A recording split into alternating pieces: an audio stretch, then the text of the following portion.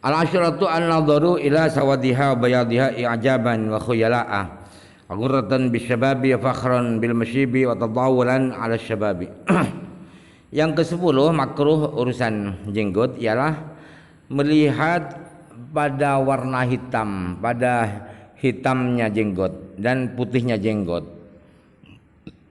dengan membanggakan diri dan menyombongkan diri, dan dia tertipu dengan kemudaannya. Oh, saya masih muda, ini masih hitam misalnya. Abakhron bil masyibih, dan membanggakan dia sudah beruban, berarti saya sudah tua, saya harus disegani, saya harus disungkani. Wa tadawulan 'ala syababi, dan tujuannya agar ingin terus-menerus jadi orang anak muda dengan melihat hitamnya itu. Al-hadiyata asyara aqduha wa dhafruha. Yang ke-11 ya makruh dalam urusan jenggot ialah mengikat jenggot dan menganyaman jenggot, merangkai jenggot. As-sanata asyarata al-halquha illa idza nabata lil mar'ati lihyatun wa istahabbu laha halquha wallahu alam. Yang ke-11 yang ke-12 ialah mencukur jenggot, itu juga makruh. Bahkan ada yang bilang haram dari mutaakhirin. Kecuali apabila ada orang perempuan tumbuh jenggot di dagunya, maka disunatkan dicukur kalau orang perempuan. Amal istinsyaqu taqaddama bayanu sifatihi wa ikhtilafil ulama'i fi wujubihi wa istihbabihi. Adapun menghirup air ke hidung itu sudah diterangkan bagaimana praktiknya, dan sudah diterangkan bahwa ulama khilaf tentang hukum wajib apakah sunat. Amma ghuslul barajimi fa sunnatun mustaqillatun laysat mukhtassatan bil wudu'i. Adapun membasuh persendian jari-jari itu sunat tersendiri, tidak ikut pada yang lain, sunat tersendiri. Tidak karena wudu, bukan khusus karena wudu. Wal barajimu fatil ba'i bil jimi jam'u jumatin bidomil ba'i wal jimi wa hiya uqadul asabi'i wa mafasiluha kulluha. Barajim itu bacaannya adalah ba dibaca fathah kemudian pakai jim. Barajim itu jamak dari mufrad burjumatin, ba dibaca dhammah juga jim. Apa barojim itu? Barojim itu adalah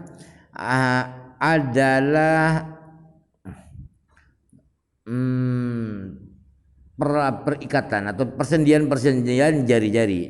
Persendiannya jari-jari semuanya. Qala ulama yulhaqu bil barajimi majtami'u min al-wasakhi fi ma'afi fil udhuni wa wasimahu fa yuziluhu bil mashi li'annahu rubbama addarat kasratuhu bisam'i.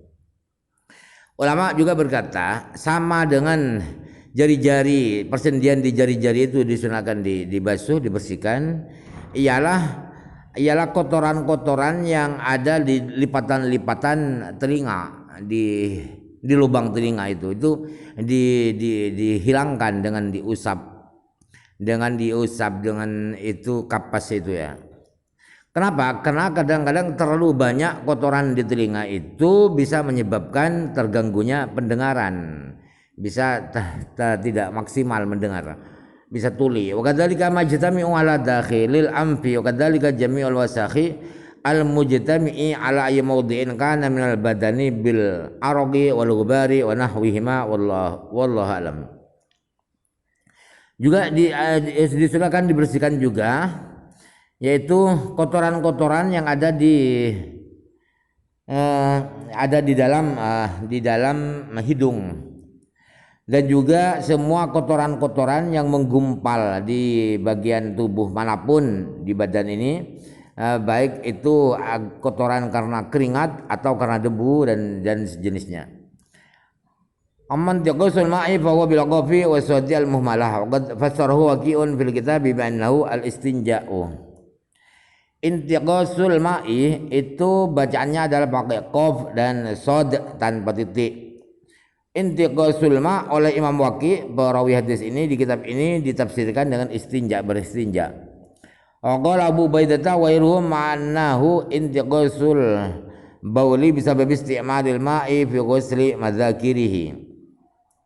Imam Abu Ubaidah dan ulama yang lain, ini ahli bahasa ya, pengertian intiqasul ma'i itu adalah berkurangnya air kencing disebabkan penggunaan air digunakan untuk membasuh zakar-zakar di air itu. Qila huwa al-intidahu. Ada yang berpendapat bahwa intiqas itu artinya memercikan air. Wa jafiratil intidah. Ibnu riwayatin al-intidahu badalan tidahil ma'i. Di sebuah riwayat ada keterangannya itu intidah sebagai gantinya dari intiqas, bukan intiqas tapi intidah di riwayat yang lain. Qal jumhur al-intidahu nadhul farji bima'in qalilin ba'dal wudu'i liyanfi anhul waswasa. Mayoritas ulama berkata bahwa intidah itu artinya adalah memercikkan farjih dengan sedikit air setelah wudu. Tujuannya agar rasa waswas hilang dari orang itu. Waqilah wa al-istinja'u bil ma'i. Ada yang berpendapat bahwa intiqas itu adalah beristinja dengan air. Wa dzakara Ibnu al-Azhiri annahu ruya intifasul ma'i bil fa'i wa sadil muhmalah. Wa qala fi fasil fa'i qila sawabu annahu bil fa'i. Qala al-muradu nadhahu ala dzakari min qawlihim linadhid damil qalili nafasahu wa jamuha nufusun wa dzalladina qalahu syadun wa sawabu ma sabaqa wallahu alam. Imam Ibnu Katsir menerangkan bahwa ada riwayat itu bukan intiqas tapi intifasul ma'i, pakai fa dan pakai shad tanpa titik. Kemudian kata Imam Ibnu Katsir di pasal fa di kamus beliau pasal fa berkata bahwa ada yang berpendapat bahwa yang benar itu intifas bukan intiqas. Kata Ibnu Katsir melanjutkan yang dimaksud adalah memercikkan air di zakar. Itu kata itu diambil dari nadhid dam al-qalili, memercikan darah sedikit, itu artinya nafasahu, memercikan air. Bentuk jamak daripada nafsun adalah nufusun. Wa hadzal ladzi yang disampaikan yang dikutip oleh Imam Ibnu Katsir itu adalah nyeleneh sendirian, tidak ada ulama yang menerangkan seperti itu. Yang benar adalah yang sudah diterangkan. Wallahu alam. Amma qauluhu wa nasitul asyrata illa an takuna al-madmadata fa hadza syakkun minhu fiha. Adapun kata-kata perawi nasitul asyrata, saya lupa yang ke-10 kecuali yang ke-10 itu adalah berkumur. Ini adalah keraguan daripada perawi di dalam riwayat itu. Ke-10 Qaul qadiyatun wal anahal khitanu al madhkuru ma'al khamsi wa huwa aula wallahu alam. Qadiyat berkata bahwa ada kemungkinan yang ke-10 itu adalah khitan. Khitan yang disebutkan bersama 5 perkara fiddarah itu. Khitan itulah yang lebih baik daripada madmadah. Fa hadza mukhtasaru ma yata'allaqu bil fiddarati. Qad ashba'tul qawla fiha bidalailiha furu'iha bi syarril hadzab wallahu alam. Inilah ringkasan daripada keterangan-keterangan yang berkaitan dengan fiddarah. Dan pembahasan saya lengkapkan tentang fiddarah itu dengan dalil-dalilnya dan cabang-cabangnya di kitab Syarah Muhadzab atau Majmu' wallahu alam. Qaulu an Ja'far ibn Sulaiman Abi Imran al-Juni an Anasin radhiyallahu anhu qala waqtalana fi qisi syaribi wa taqrim al-azfari nasfir ibdi wa halqil anati alla natruka aksara min 40 ladatan qad taqaddama bayanuhu wa anna ma'nahu alla natruka tarkan yatajawazul 40. Jadi riwayat dari Ja'far bin Sulaiman ini sudah diterangkan penjelasannya, dan pengertiannya ialah bahwa dianjurkan kita ini tidak melakukan pemotongan itu selama lebih dari 40 hari. Artinya jangan melebihi 40 hari. Wa qawlu waqtalana wa min haditsil marfu'ati mislu qawlihi umirna bikad waqtalana ya. Waqita berarti ya. Umirna bikada. Wa qad taqaddama bayun hadza fil fusul al-madhkurati fi awalil kitab. Kata-kata perawi waqtalana itu adalah termasuk hadis-hadis marfu, sama dengan kata-kata umirna bikada, kita diperintahkan melakukan ini. Berarti Rasulullah yang memerintah, sahabat yang bilang. Dan keterangan semacam mukita umirna itu sudah diterangkan di pasal-pasal terdahulu di awal kitab ini. Qad jaa fi ghairi sahih Muslimin waqtalana Rasulullah sallallahu alaihi wasallam wallahu a'lam. Selain kitab Sahih Muslim ada riwayat waqata bukan waqita. Jadi jelas itu sangat marfu. Sangat marfu. Rasulullah telah memberi batasan waktu. Wallahu alam. Qala al-Qadiyadun qala al-Muqayni fi hadisi Ja'farin hadza nadhrun. Qala wa qala Abu Amrin yani Ibnu Abdul Bar lam yarwihi illa Ja'farun Ibnu Sulaiman wa laysa bi hujjatin li su'i hifdhihi wa kasrati gharadihi. Imam Qadiyad berkata bahwa Imam Muqayli berkata bahwa di hadis Ja'far ini masih perlu dipertimbangkan, perlu dipikir ulang. Kemudian kata Uqaili, Imam Ibnu Abdul Bar berkata yang meriwayatkan hadis itu tiada lain hanya Ja'far bin Sulaiman. Padahal Ja'far itu bukan orang yang kuat dibuat hujjah karena daya hafalnya itu sangat buruk dan sering keliru, sering salah. Qultu wa qad wasiqa katsirun min al-madil mu'taqaddimin Ja'far bin Sulaiman wa yakfi fi tawthiqihi ihtijaj muslimin bihi wa qad tabi'ahu ghayruhu. Saya mau berkomentar kata Imam Nawawi. Banyak imam-imam terdahulu yang mempercayai Ja'far bin Sulaiman. Jadi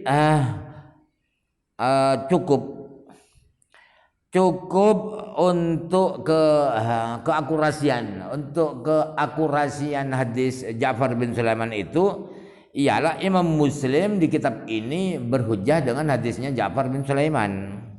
Di samping beliau Imam Muslim didukung oleh ulama yang lain yaitu katsirun min al-a'immatil mutaqaddimin itu. Qaulu ahfuz syawaribah wa a'ful liha afiratil ukhra awful liha wa huwa fatil hamzati min ahfu awfu. Di riwayat yang lain awful liha itu hamzanya hamzah qadha. Baik di ahfu awfu itu semua qadha. Jadi wazan afalan itu hamzanya qadha. Qala Ibnu Duraidin yuqalu aidan hafar rajulu syaribahu yahfuhu afran. Imam Ibnu Duraid berkata, beliau termasuk ahli bahasa, dalam bahasa sehari-hari dikatakan hafar rajulu syaribahu, laki-laki itu telah memotong kumisnya. Yahfuhu hafwan bil mudhari masdar. Qalu idza ista'sala akhadha sya'rihi. Hafar rajul itu artinya apa? Artinya memotong rambutnya itu dia habiskan semuanya. Fa'ala hadza takunu hamzatu uhfu bi hamzati wasrin. Kalau mengikuti yang ini yang bermakna akhadha sya'ra istasala akhadha sya'rihi, berarti hamzahnya hafayafu itu hamzah wasal sulasi. Hamzahnya sulasi itu adalah hamzah wasal.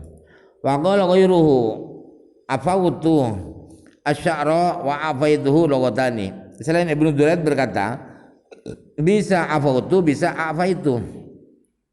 Jadi afawtu sulasi, afaitu itu rubai. Jadi hamzahnya afaitu itu qadha, kalau hamzahnya afautu kalau ketika fil amar ufu wasal. Waktu ketemu bayanu makna ifa syawribi wa ifa liha. Sudah diterangkan pengertian ifa usyawarib dan ifa liha.